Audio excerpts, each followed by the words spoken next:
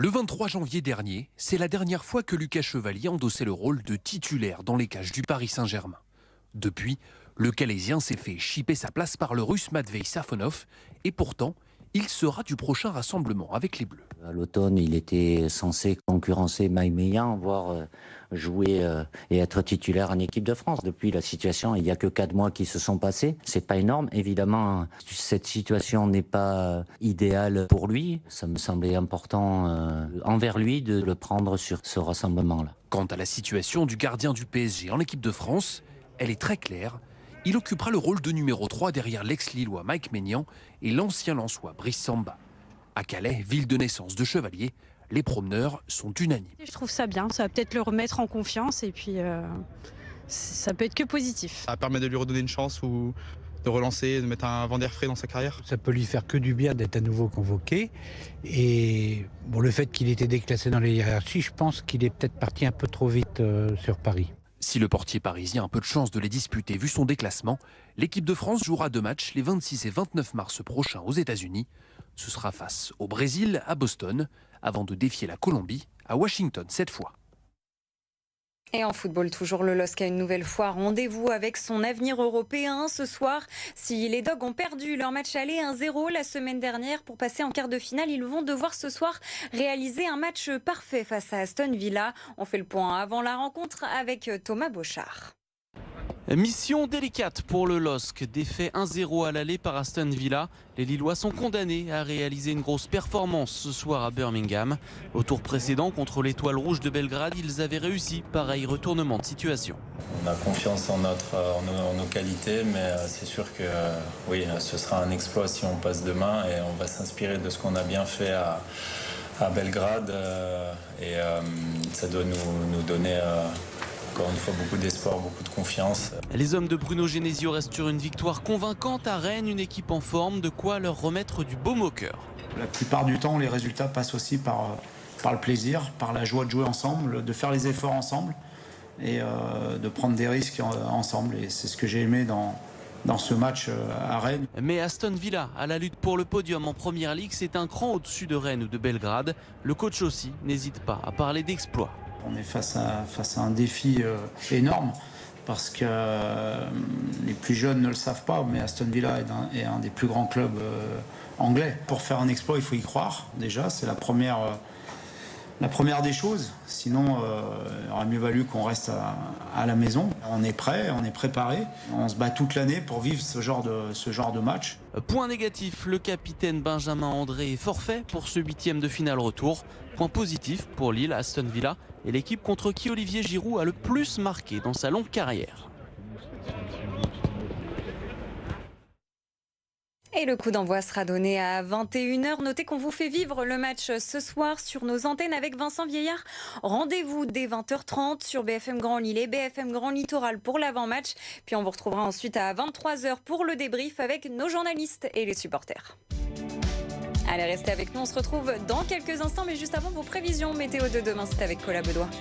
Programme avec le Val-Joli, vos événements et séminaires d'entreprise entre lac et forêt.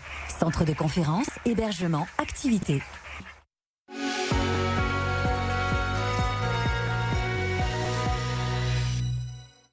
Ravi de vous retrouver le temps pour la journée de vendredi sur nos 2 départements, le Nord et le Pas-de-Calais, avec un très beau soleil une nouvelle fois sur l'ensemble de notre territoire, matin comme après-midi.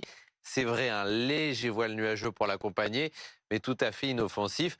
On ne va pas se plaindre. Côté température, vous allez compter au mieux le matin 5 à Berck, 5 au Touquet, 7 à Boulogne-sur-Mer, 6 à Calais, 6 à Dunkerque, 5 à Lille, 2 la minimale pour Béthune et Maubeuge. L'après-midi, on atteindra 15 à Maubeuge, 17 la maximale pour Arras, Lens, Douai et sur le littoral, 15 à Berck ou encore 14 du côté de Calais.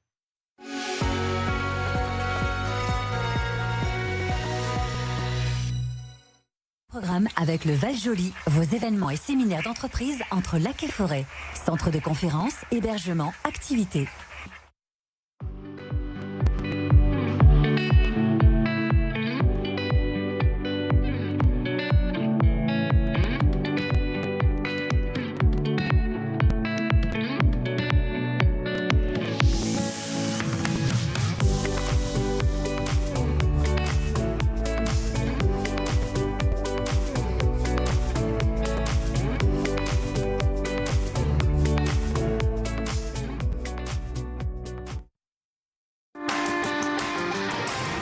plutôt serré ou allongé. Chaque vendredi à 8h15, prenez votre café des sorties dans votre matinale.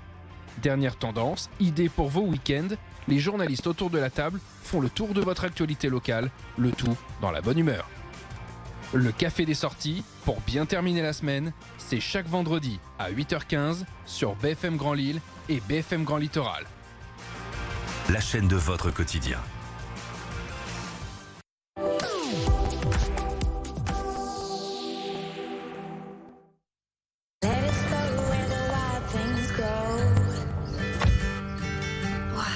On part où en week-end? On va où tu veux. Hyundai Kona électrique. Jusqu'à 514 km d'autonomie. Hyundai Kona existe aussi en hybride, à partir de 229 € par mois. Le monde est imparfait. Il revient à chacun de faire sa part pour le rendre meilleur. Participons à la réparation du monde en soutenant ceux qui en ont besoin. Seniors, personnes en situation de handicap, personnes isolées ou en situation de précarité. Le CASIP accompagne au quotidien plus de 30 000 personnes dans toutes les épreuves de la vie. Vos dons ont le pouvoir de faire des miracles. Donnez sur casip.fr.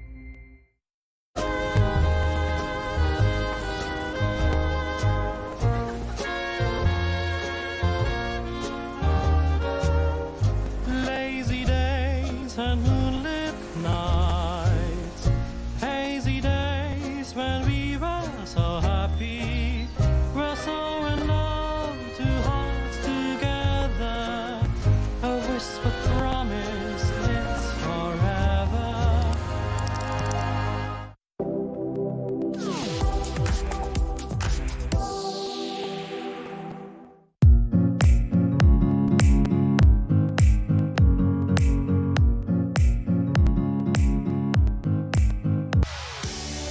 Bonsoir. Bonsoir. Bonsoir. Bonsoir le Nord. Il est 18h16 et on est de retour sur BFM Grand Lille et BFM Grand Littoral dans l'essentiel de l'actualité de ce jeudi 19 mars. À la une, les syndicats enseignants une nouvelle fois mobilisés aujourd'hui. Depuis quelques jours, ils protestent contre la carte scolaire de la rentrée 2026. Dans le Nord, parmi les différentes revendications, la mesure qui touche les professeurs remplaçants, tous regroupés sans prendre en compte les spécialités des uns et des autres. Ce matin, une mobilisation avait lieu devant l'Académie de Lille pour contester cette décision. À J-3 avant le second tour des élections municipales, la campagne se tend à Roubaix. La candidate du Rassemblement national qui a obtenu 11% des voix au premier tour a affirmé que le candidat d'hiver droite Alexandre Garcin aurait tenté de la convaincre de se retirer pour faire barrage à l'insoumis David Guiraud largement en tête. La candidate Céline Saya dénonce des magouilles et des arrangements d'arrière-boutique. De son côté, Alexandre Garcin a démenti ces accusations. Le maire sortant qui a d'ailleurs annoncé porter plainte aujourd'hui par voie de communiqué après une tentative d'intimidation. Hier, un automobiliste aurait tenté de lui foncer délibérément dessus selon ses termes. Et puis c'est l'événement sportif de la soirée. Le LOSC affronte Aston Villa ce soir en match retour de Ligue Europa. Après leur défaite la semaine dernière, les Dogs n'ont plus le droit à l'erreur. En jeu la qualification pour l'écart. Nous vous ferons vivre cet événement dès 20h30 puis dès 23h pour le débrief du match avec Vincent Vieillard et les supporters. Et on continue de parler de foot ce soir avec l'invité de Bonsoir le Nord. C'est tout simplement l'événement sportif de la soirée. Le LOSC joue son avenir européen en Ligue Europa ce soir à Birmingham. Les Dogs affrontent les Anglais d'Aston Villa à 21h. On en parle ce soir avec notre invité Jean Baumel, journaliste RMC Sport en direct de l'Angleterre. Bonsoir Jean, merci d'être avec nous ce soir. Bonsoir. Alors Jean, les Lillois, il faut le dire, ils partent ce soir avec un désavantage. Ils se sont inclinés 1-0 lors du match aller. Ils vont devoir livrer un match parfait ce soir pour passer l'écart. Il faudra faire beaucoup mieux face à Aston Villa. C'est vrai qu'il y a ce but de retard. Alors, on va rappeler que lors du barrage, le tour précédent, contre l'Étoile Rouge, c'était le même scénario. Ils avaient perdu 1-0 face aux Serbes. Bon, Lille avait été totalement transparent sur ce match-là et au retour, ils ont surpris tout le monde avec Olivier Giroud qui avait ouvert le score très rapidement et poussé eh bien l'Étoile Rouge en prolongation et ils ont réussi à en mettre un deuxième et se qualifier. Donc c'était déjà pas inespéré d'être là, mais ils avaient réussi à le faire. Là, depuis, c'est vrai qu'il y a eu ce match aller, un but un petit peu casquette, comme le disait le milieu de terrain Nabil Ben Taleb, un but qui aurait pu être évité face aux Anglais. Il y a encore de l'espoir parce que dimanche dernier, Lille a montré quand même un bon visage face à Rennes en gagnant justement en Bretagne. C'était pas les favoris sur cette rencontre. On a vu vraiment de bonnes choses. Alors certes, ce sera Villa Park, qui aura de l'ambiance. Il y aura beaucoup d'éléments qui seront contraires, mais Lille, on le sent, est capable de faire un coup. Il suffit de mettre un petit but pour peut-être pousser les Anglais en prolongation, comme ce fut le cas, donc je vous le disais tout à l'heure, à Belgrade. Ça sera quand même pas évident parce que il y aura aussi la gestion du prochain match. Ça sera contre Marseille dimanche, mais ce soir, il va falloir vraiment montrer beaucoup de conviction et être surtout très précis devant le but. Justement, vous qui suivez le LOSC, qui êtes sur place, comment vous trouvez le groupe avant cette confrontation? Dans quel état sont les Dogs aujourd'hui? Sincèrement, on a vu Olivier Giroud et Bruno Genesio hier en conférence de presse. On les a sentis forcément très concernés par ce match. Lille n'a jamais été en quart de finale d'Europa League. C'est arrivé en Conference League, mais jamais en Ligue des Champions et jamais donc dans cette compétition. Ça serait une première, ça serait un exploit. C'est le mot qui a été employé par Olivier Giroud et son entraîneur Bruno Genesio. Donc, on sent une équipe qui est capable de faire un coup, même s'il y a encore des blessés. Malheureusement, Benjamin André touché à la hanche ainsi que Gaëtan Perrin s'ajoute à la liste des blessés. Mais sans eux, ils ont réussi à gagner à Rennes. Donc il y a de l'espoir, c'est ça qui est intéressant. Et il y aura un millier de supporters lillois qui sont présents, qui vont encourager leur équipe. C'est pas impossible. Maintenant, il faudra faire vraiment un gros match parce que Aston Villa, il faut le rappeler, n'est pas en grande forme. Seulement 2 victoires sur les 9 derniers matchs. Ils ont été battus par Manchester United le week-end dernier. Donc psychologiquement, Lille est mieux, mais attention au réveil d'Aston Villa quand même. Ouais, vous l'avez dit, Jean, il va falloir faire un gros match. On peut parler d'un combat ce soir. À quel type de match il faut s'attendre ce soir pour les Dogs? Là, on le voit en Coupe d'Europe, les arbitres laissent plus facilement jouer. Donc, alors qu'en Ligue 1, des fois, certaines fautes sont plus vite sifflées. Donc, il va falloir résister, bien tenir sur ses jambes parce que on l'a vu au match aller, on l'avait vu aussi contre l'Étoile Rouge. Il y a des coups, c'est assez rugueux des fois les contacts et il va falloir que les Lillois soient très solides face aux Anglais de Birmingham. Mais franchement, ils sont capables de répondre. Ils ont les joueurs, notamment avec un Giroud, on espère qu'il sera aussi bon que face à l'Étoile Rouge à Belgrade. Ils ont des arguments, Fernandez Pardo qui peut aussi faire la différence. Donc il y a pas, je pense pas qu'il y ait un complexe d'infériorité à avoir de la part des Lillois, mais en tout cas ça risque, en tout cas si c'est comme au match aller, de se jouer à pas grand chose. Oui, justement, est-ce que le match aller a servi de leçon? Qu'est-ce qui a pêché la semaine dernière et qu'est-ce que les joueurs vont devoir changer ce soir? C'est surtout l'efficacité offensive qui fuyait les Lillois depuis la reprise en 2026. Alors on a vu du mieux avec les 2 buts marqués à Rennes dimanche dernier, mais des occasions, je ne sais pas s'ils en auront beaucoup, mais il va falloir en tout cas être précis.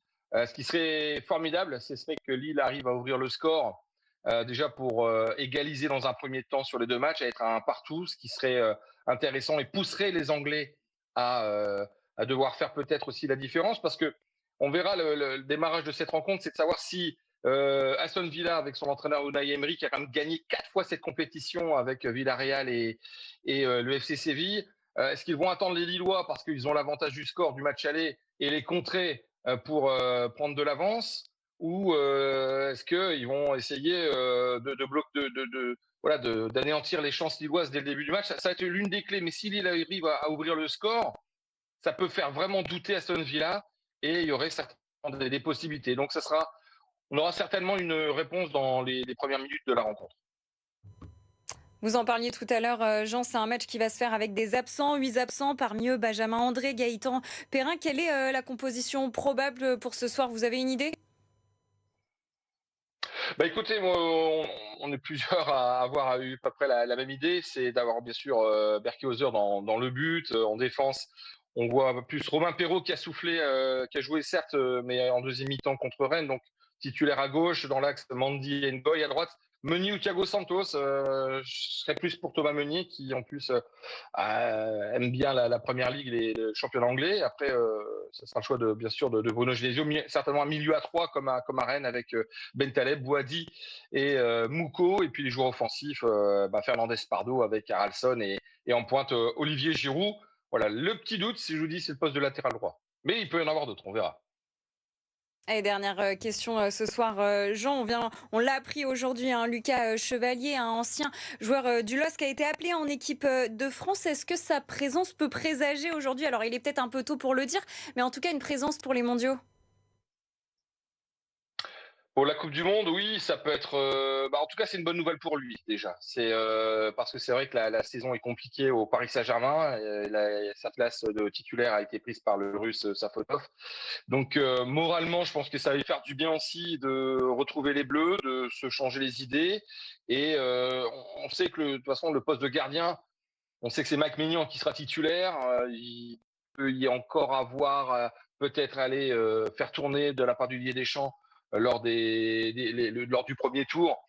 Généralement, quand on a gagné les 2 premiers, on peut faire tourner, mais s'il est là en tant que numéro 3, c'est pas très grave s'il ne joue pas avec le PSG, parce que ça veut dire aussi que dans le groupe France, il a accepté que Didier Deschamps est content de son comportement. Voilà, le poste de gardien, devant lui, ça sera Mike Maignan et certainement Brice Samba qui est titulaire à Rennes. Mais je pense que c'est une bonne chose pour lui, c'est quelque chose qui peut le relancer et lui faire du bien. Eh bien, merci beaucoup Jean Baumel d'avoir été avec nous en direct de Birmingham. Merci à vous et puis bon match à vous Jean, et à bientôt.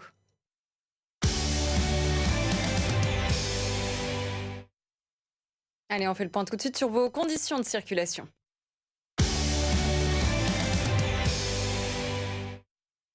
Avec quelques ralentissements quand même à 18h26, 22 km de bouchons, notamment sur l'A1 dans le secteur des 5 voies de Ronchin. Vous avez des travaux sur cette portion de route, notamment à hauteur de Ronchin. Soyez prudents si vous traversez le secteur, des ralentissements également du côté de Villeneuve-d'Ascq. Soyez prudents sur les transports, du côté des transports en commun. On y reviendra après, mais avant ça, n'oubliez pas notre QR code sur BFM Grand Lille et BFM Grand Littoral.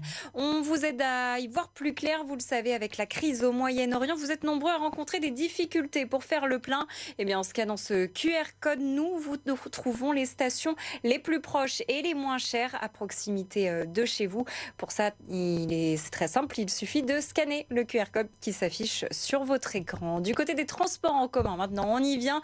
Le trafic est à la normale sur la ligne 1 ainsi que sur la ligne 2 de votre métro. En revanche, je vous informe ce soir que le trafic ferroviaire est entièrement interrompu entre Lille et Valenciennes dans les 2 sens de circulation en raison d'un accident de personnes sur la voie. Trafic totalement interrompu entre Lille et Valenciennes ce soir.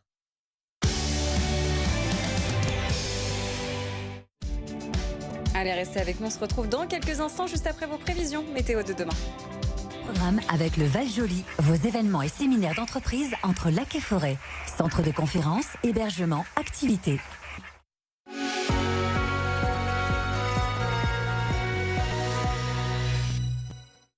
Ravi de vous retrouver le temps pour la journée de vendredi sur nos 2 départements, le Nord et le Pas-de-Calais, avec un très beau soleil une nouvelle fois sur l'ensemble de notre territoire, matin comme après-midi. C'est vrai, un léger voile nuageux pour l'accompagner, mais tout à fait inoffensif. On ne va pas se plaindre. Côté température, vous allez compter au mieux le matin 5 à Berck, 5 au Touquet, 7 à Boulogne-sur-Mer, 6 à Calais, 6 à Dunkerque, 5 à Lille, 2 la minimale pour Béthune et Maubeuge. L'après-midi, on atteindra 15 à Maubeuge, 17 la maximale pour Arras, Lens, Douai. Et sur le littoral, 15 à Berck ou encore 14 du côté de Calais.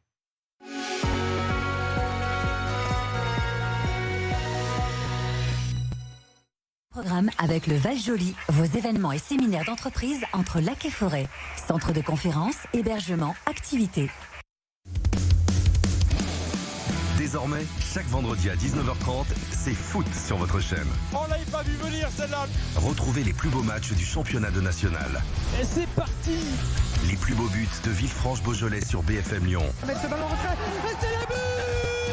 Et ceux de Valenciennes sur BFM Grand Lille et BFM Grand Littoral. Quelle superbe réalisation. Les matchs d'Aubagne-Herbel sur BFM Marseille-Provence. Le contrôle superbe, l'enchaînement parfait. De QRM, du FC Rouen et du Stade Malherbe-Caen sur BFM Normandie. Le centre vers Clément Massa, parfaitement repris. Le championnat est national, mais la passion est locale. Les matchs de National, c'est tous les vendredis à 19h30 en direct et en intégralité. Les chaînes de votre quotidien. Votre match avec la Fédération française de football et ses partenaires.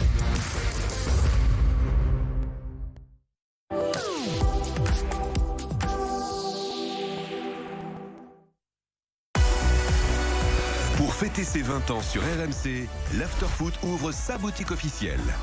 Sweat, t-shirt, mug et même chaussettes avec les répliques cultes de l'émission. Tout le flot de l'After dans une collection créée pour les vrais passionnés. Commandez dès maintenant sur afterfoot.shop.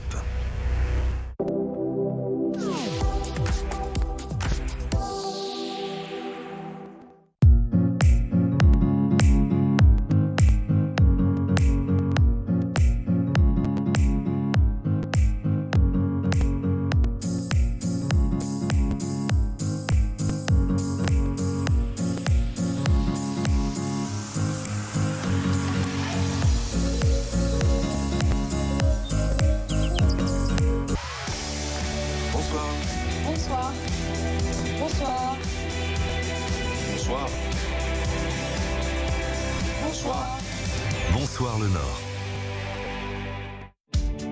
Il est 18h30 et on est de retour sur BFM Grand Lille et BFM Grand Littoral. Voici les titres de ce jeudi 19 mars. Et à la une ce soir, à 3 jours des élections municipales, nous vous emmènerons à Coulogne ce soir. La commune de 5700 habitants est la seule de la région à encore avoir 5 listes pour le second tour. De quoi donner le vertige aux habitants, nous serons sur place. C'est une marque emblématique qui se réinvente pour faire face à la concurrence de la fast fashion. L'enseigne Célio, propriétaire de Camailleux, a lancé sa collection féminine. Cette nouvelle stratégie séduira-t-elle les clients? Réponse dans cette édition. Et puis c'est tout simplement l'événement sportif de la soirée. Le LOSC joue son avenir européen ce soir. Après sa défaite la semaine dernière face à Aston Villa en Ligue Europa, les Dogs n'ont pas le droit à l'erreur s'ils veulent décrocher la qualification.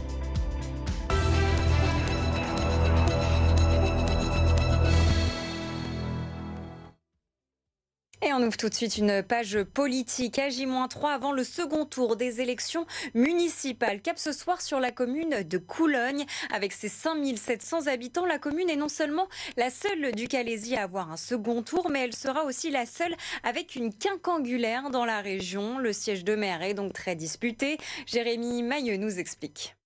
C'est la seule ville du Calaisis où les habitants se déplaceront ce dimanche pour un second tour, Coulogne.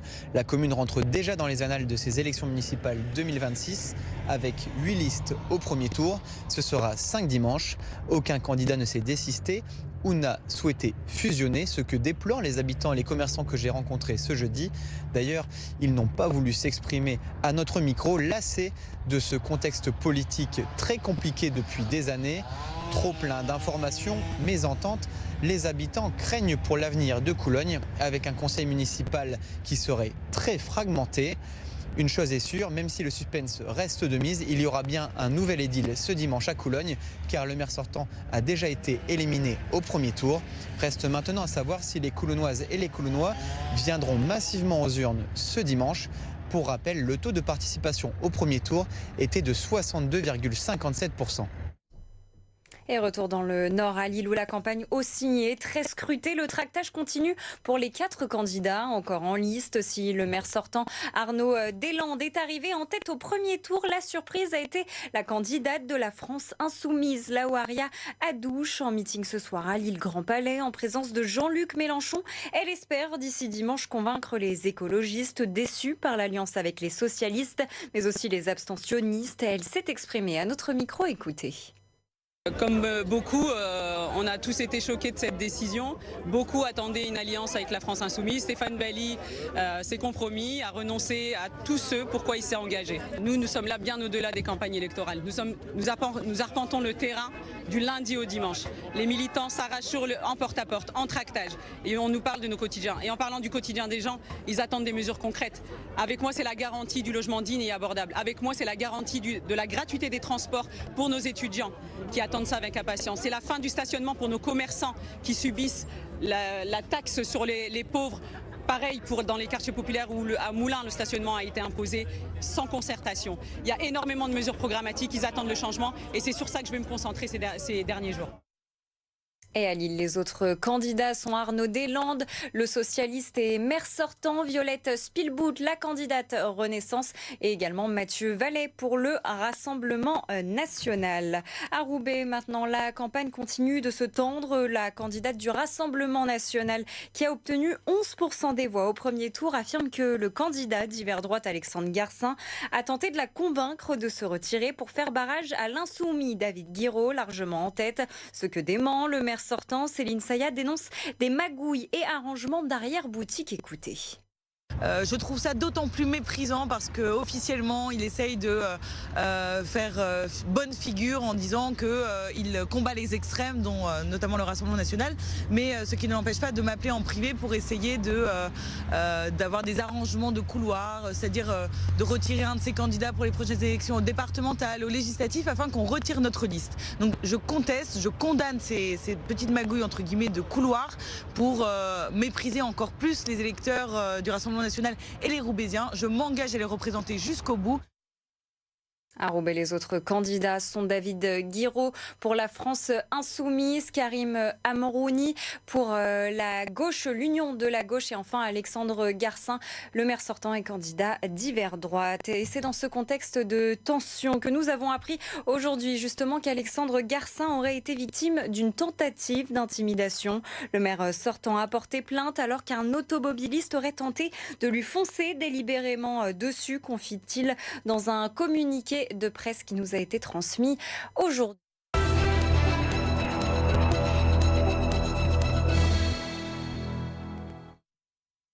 Et en parlant des élections municipales, je vous rappelle notre rendez-vous sur BFM Grand Lille et BFM Grand Littoral ce dimanche dès 19h30 pour vous faire vivre ce second tour.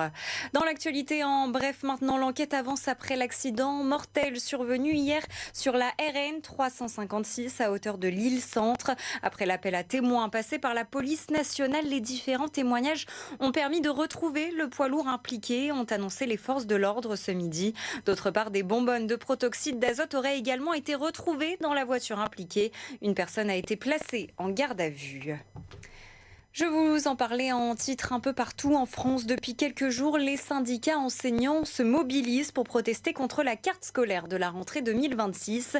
Dans le Nord, parmi les différentes revendications, celles qui touchent les professeurs remplaçants, tous regroupés sans prendre en compte les spécialités des uns et des autres. Ce matin, une mobilisation avait lieu devant l'Académie de Lille. Les explications avec Jean Duquesne. Devant le rectorat de Lille, c'est le premier coup de force des professeurs du premier degré dans le Nord concernant la rentrée 2026. Dans la foule, Lucie, parent d'élève, qui s'inquiète pour sa fille scolarisée en CM2.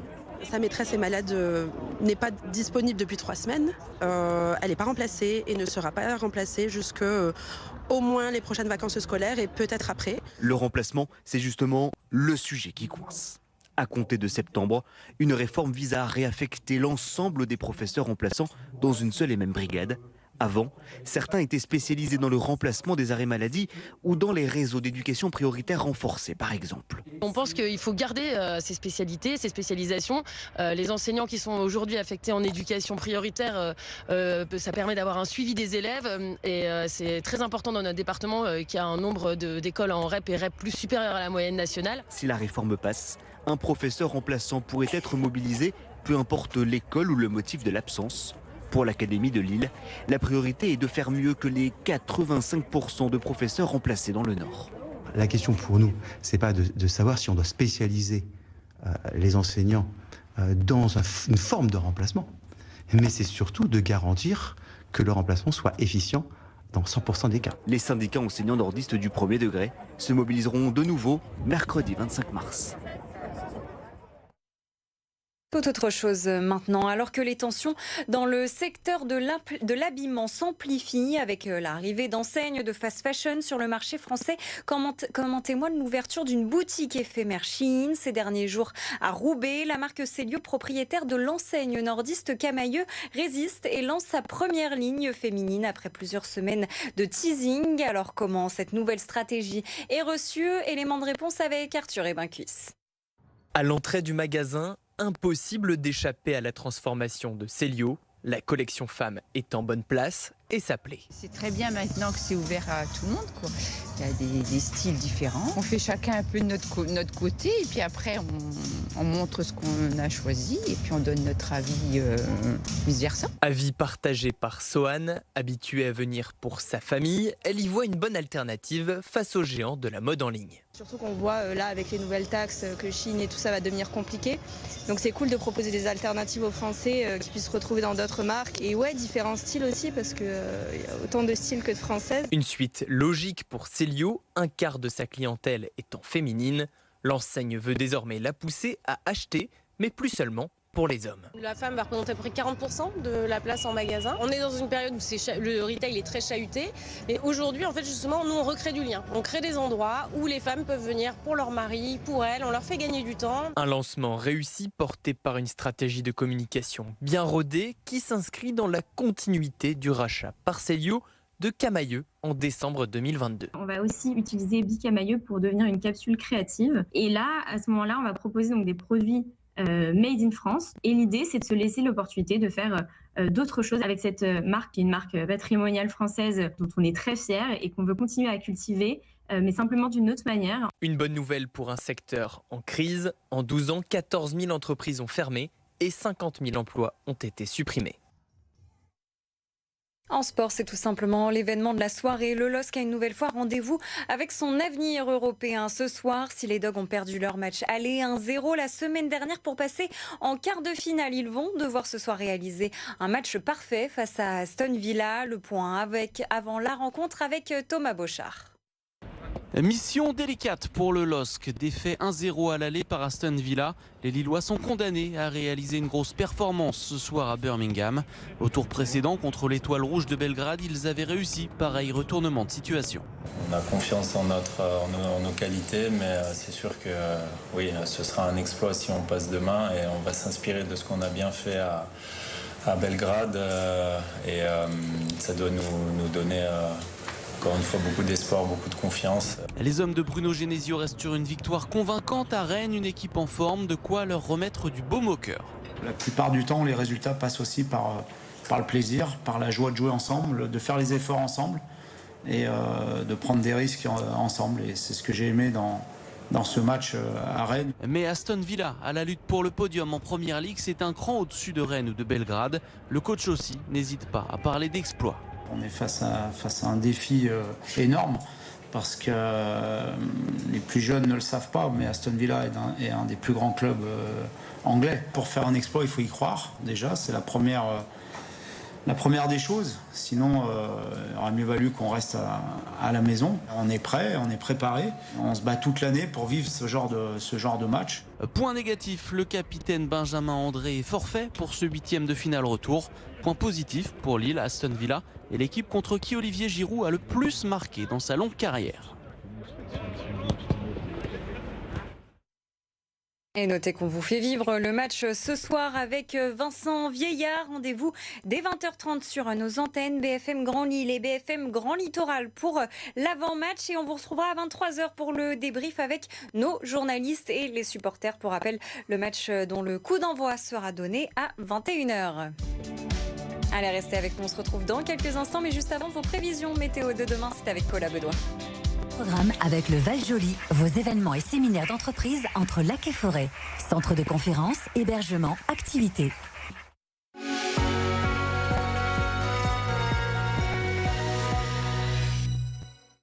Ravi de vous retrouver le temps pour la journée de vendredi sur nos deux départements, le Nord et le Pas-de-Calais, avec un très beau soleil une nouvelle fois sur l'ensemble de notre territoire, matin comme après-midi. C'est vrai, un léger voile nuageux pour l'accompagner, mais tout à fait inoffensif. On ne va pas se plaindre. Côté température, vous allez compter au mieux le matin 5 à Berck, 5 au Touquet, 7 à Boulogne-sur-Mer, 6 à Calais, 6 à Dunkerque, 5 à Lille, 2 la minimale pour Béthune et Maubeuge. L'après-midi, on atteindra 15 à Maubeuge, 17 la maximale pour Arras, Lens, Douai. Et sur le littoral, 15 à Berck ou encore 14 du côté de Calais.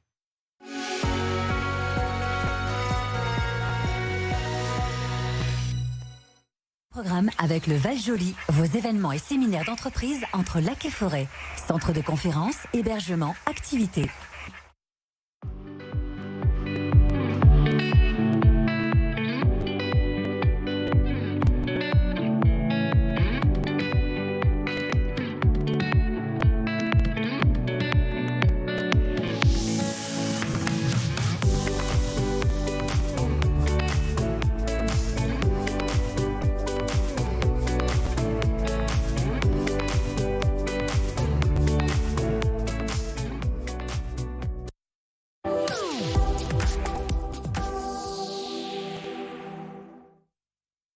Je suis à toi, je suis à toi. C'est bon. N'attendez plus pour aménager votre intérieur. En ce moment, avec 7LM, profitez d'un prêt personnel à partir de 4,50% pour 14 000 € sur une durée de 48 mois. Rendez-vous sur 7lm.fr. Chaque kilomètre vous offre de nouveaux horizons. Chacune de nos technologies ouvre de nouvelles voies.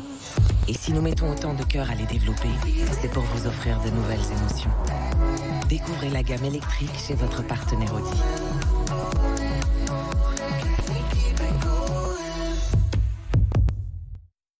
Il y a des chiffres qu'on n'aime pas. 5, 8, 6, 4. 5, 8, 6, 9. La police est en route. La police est en route. Heureusement, avec Fortunéo, il y a des chiffres qu'on aime, comme 0 € pour les frais d'adhésion, de versement, d'arbitrage et de retrait de notre assurance vie. Fortunéo, j'aime ma banque. François a trouvé la femme parfaite, mais il n'a pas encore trouvé